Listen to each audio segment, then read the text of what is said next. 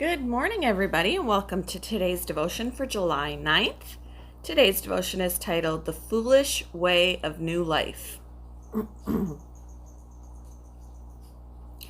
Bible reading is from 1 Corinthians chapter 1, verses 20 to 31. Where is the wise person? Where is the teacher of the law? Where is the philosopher of this age? Has not God made foolish the wisdom of the world? For since the wisdom of God, the world through its wisdom did not know him, God was pleased through the foolishness of what was preached to save those who believe. Jews demand signs, and Greeks look for wisdom, but we preach Christ crucified, a stumbling block to Jews and foolishness to Gentiles. But to those whom God has called, both Jews and Greeks, Christ, the power of God and the wisdom of God. For the foolishness of God is wiser than human wisdom, and the weakness of God is stronger than human strength. Brothers and sisters, think of what you were when you were called. Not many of you were wise by human standards. Not many were influential. Not many were of noble birth. But God chose the foolish things of the world to shame the wise. God chose the weak things of the world to shame the strong. God chose the lowly things of this world and the despised things and the things that are not to nullify the things that are, so that no one may boast before him. It is because of him that you are in Christ Jesus, who has become for us wisdom from God. That is our righteousness, holiness, and redemption.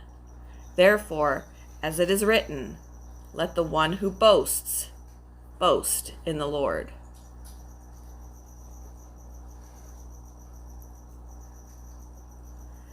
Some things just don't make sense until you experience them. When I was pregnant with my first child, I read multiple books about childbirth and listened to dozens of women tell their stories of labor and delivery. But I still couldn't really imagine what the experience would be like. What my body was going to do seemed impossible. Paul writes in 1 Corinthians that birth into God's kingdom, the salvation that God offers us through Christ, seems equally incomprehensible to those who haven't experienced it. It sounds like foolishness to say that salvation could come through a cross, a death marked by weakness, defeat, and humiliation. Yet this foolishness was the salvation that Paul preached. It wasn't what anyone could have imagined it would be like. Some people thought that salvation would come through a strong political leader or a miraculous sign.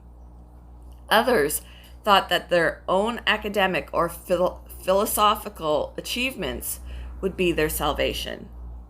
But God surprised everyone by bringing salvation in a way that would only make sense to those who believed, to those who experienced it. God took something shameful and weak, death on a cross, and made it the foundation of wisdom and power. God does the unimaginable. He chooses the weak and foolish things of the world to shame the wise. And his surprising, confounding ways are always the best ways. How is God surprising you today?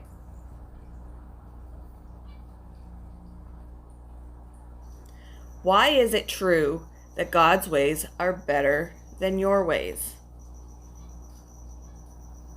Thank you for joining me for today's devotion, and I hope you all have a wonderful day.